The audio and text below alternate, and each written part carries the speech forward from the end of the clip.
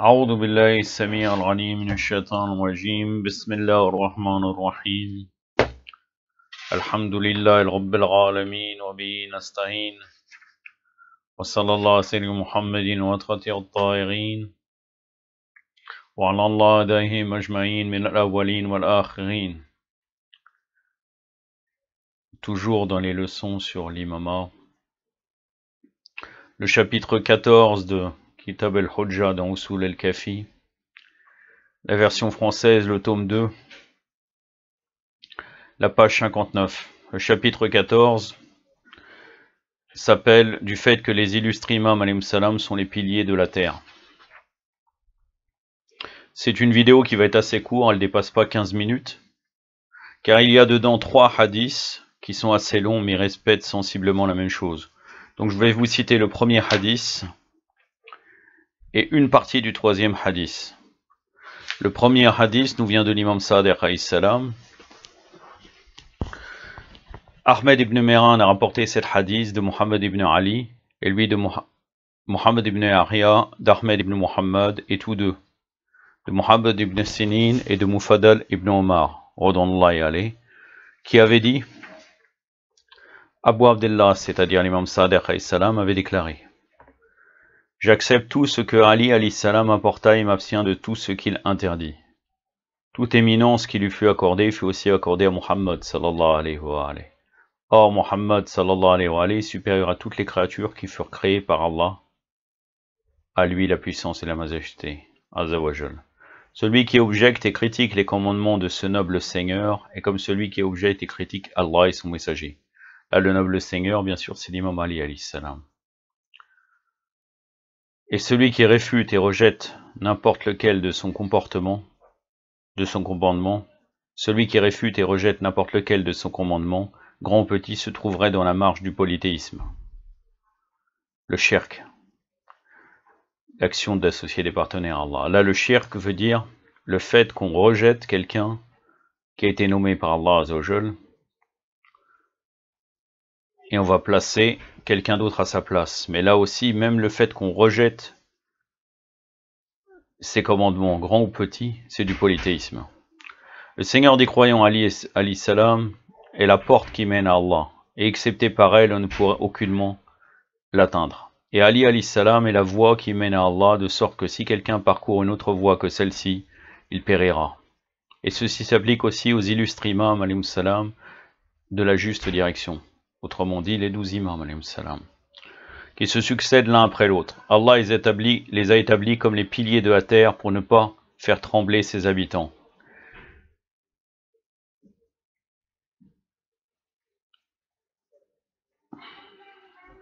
Et il les a désignés comme ses profs qui peuvent atteindre ceux qui sont sur la terre et ceux qui se trouvent sous la terre.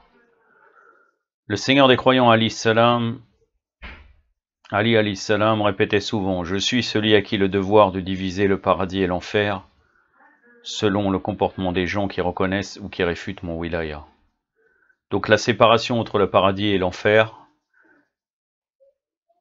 c'est à travers le fait d'avoir accepté ou rejeté la wilaya de l'imam Ali alayhi salam. Et je suis celui qui distingue le plus entre la vérité et la fausseté.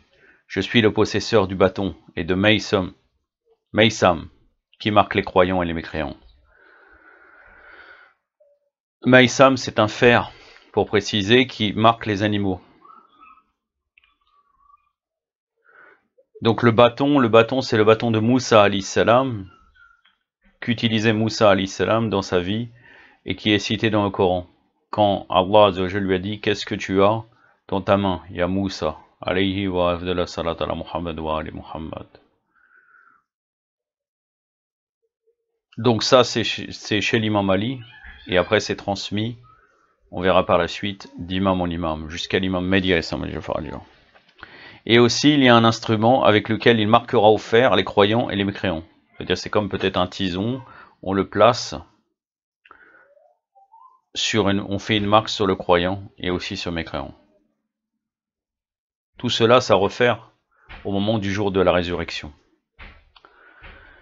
Je continue le hadith. Et tous les anges du ciel et l'ange de la révélation, Ruh, c'est-à-dire l'esprit, et les messagers ont tous attesté ma position. tout comme ils avaient attesté la position de Muhammad sallallahu alayhi wa alayhi, et ce qui a été déposé comme une responsabilité et un fardeau sur mes épaules, exactement comme le fardeau qui avait été déposé sur les épaules de Muhammad sallallahu alayhi wa alayhi de la part d'Allah. Donc tous les anges du ciel, l'ange de la révélation, Ruh aussi, ils ont tout attesté de la wilaya des imams alayhi salam.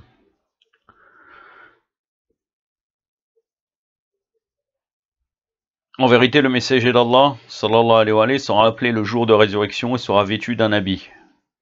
Et moi aussi, de mon côté, je serai appelé vêtu d'un habit, et il sera questionné pour témoigner et intercéder, tout comme moi je serai questionné pour témoigner et intercéder. Et je répondrai exactement comme ce qu'il aura répondu. Autrement dit, là, le il, c'est le Muhammad sallallahu alayhi wa alayhi. Et on m'a donné des qualités qu'on n'avait jamais données à personne d'autre avant moi. La science de la mort et ce qui arrive aux gens. La science de la généalogie, et la parole finale est catégorique, c'est-à-dire le verdict final est décisif. Au sujet de toute question et de toute affaire m'ont été enseignées et données. Par conséquent, aucun fait parmi les choses qui ont déjà été arrivées dans le passé n'est caché de ma connaissance. Et aucun fait parmi les choses qui me sont cachées ne m'est inaccessible. De par la permission divine, je donne la bonne nouvelle et achève uniquement ce qui vient d'Allah. Tout cela vient d'Allah, il m'a donné le pouvoir sur ces choses selon sa connaissance. Et après, à la fin, il y a encore une autre chaîne de transmetteurs. Donc, tout ce qui s'est passé est dans la main de l'imam. Et pour les choses du futur, c'est possible qu'il les connaisse par la permission d'Allah. Il donne la bonne nouvelle. Ça ne veut pas dire qu'il a tout le savoir du futur, mais dans certaines choses, Allah Azzawajal lui donne. Peut-être dans des questions que les gens posent, il a toujours la réponse même de ce qui va se passer dans le futur.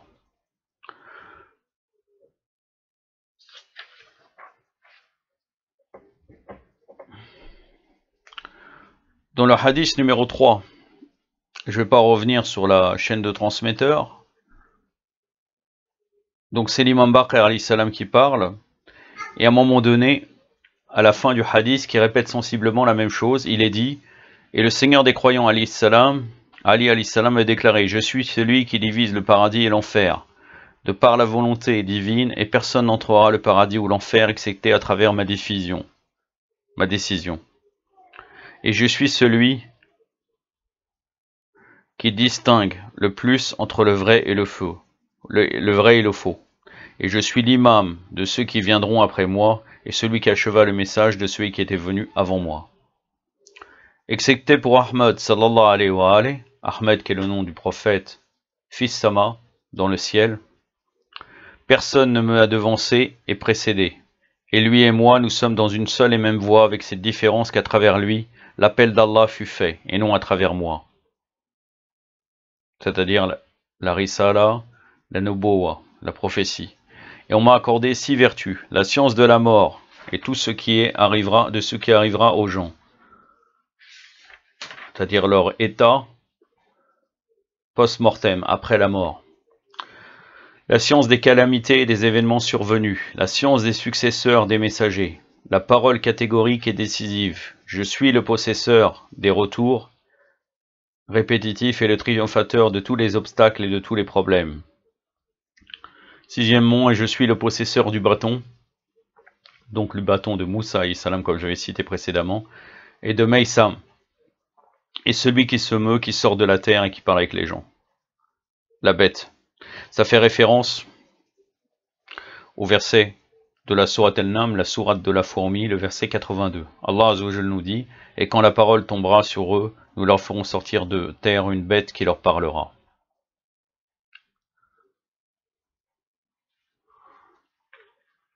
J'ai terminé concernant ce sujet. La prochaine fois, je serai dans 2 longs hadiths. Il est possible que je le ferai en 2 parties, en fait, le chapitre 15. 2 longs hadiths très connus qui parlent de la grandeur des imams et leur station et leur qualité vertueuse. J'arrive maintenant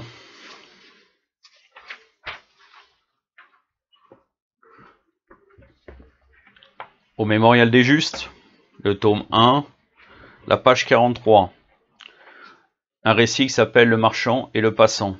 Un homme au su et de haute stature, au corps sportif et au visage hâlé, marqué par les heurts du champ de bataille, et lacéré au coin de l'œil, passait par le marché de Koufa à pas ferme et assuré. Par ailleurs, un marchand était assis dans son échoppe. Pour susciter le rire de ses amis, il jeta une poignée d'immondices en direction de cet homme. Le passant, sans froncer les sourcils ni prêter attention, poursuivit son chemin du même pas ferme et assuré. Lorsqu'il se fut éloigné, un des amis du marchand lui dit « As-tu reconnu qui était ce passant que tu as offensé ?»« Non, c'était un passant comme des milliers, d'autres qui nous passent chaque jour sous les yeux. » « Qui était donc cette personne? Tiens, tu ne l'as pas reconnu? Ce passant était Malek el-Ashtar el-Nakhai, en personne, ce célèbre commandant et chef de l'armée. Malek el-Ashtar était un des grands compagnons de l'imam Ali, alayhi salam, un grand guerrier, reconnu. Comment cet homme était Malek el-Ashtar? Ce même Malek qui fait transir de peur le cœur du lion et dont le nom fait trembler les ennemis? Oui, c'était bel et bien lui. Malheur à moi, qu'ai-je donc fait là? Il va ordonner à présent que l'on me punisse et qu'on me châtie sévèrement. Je cours sur le champ me jeter à ses pieds et le supplier de passer l'éponge sur ma vue. C'est-à-dire d'oublier qu'il oublie sa faute. Il emboîta le pas à Malek el-Ashtar et le vit bifurquer en direction de la mosquée. Il s'y rendit à sa suite et le vit se tenir en prière. Il attendit donc qu'il achève sa prière, puis alla à lui et se présenta d'un ton suppliant et implorant. « Je suis celui qui a fait preuve d'ignorance et d'insolence à ton égard, lui dit-il. Et là, Malek el-Ashtar répond, « Quant à moi, j'en jure par Allah, je ne suis venu à la mosquée qu'à cause de toi, lui répondit Malek, car j'ai compris que tu es très ignorant, ignare et fourvoyé. Tu tourmentes les gens sans raison, j'ai eu de la compassion pour toi, je suis venu faire un dua, une invocation à ton sujet, demander à Allah qu'il te guide sur le droit chemin. Non, je n'avais pas à ton égard les intentions que tu croyais. » Donc on voit vraiment la patience et la miséricorde de Malek el-Ashtar, le digne compagnon de l'imam Ali alayhi salam, qui aurait pu réagir autrement, car il avait fait une faute, mais il a compris que cette personne était ignorante. Inch'Allah que nous arrivons à avoir ces meilleurs comportements dignes d'un véritable chiite de l'imam Ali alayhi salam. بعق محمد وعلي الطاهرين يكتفي من عادة وصلى الله وسلم على محمد وعلى الطاهرين والسلام عليكم ورحمة الله.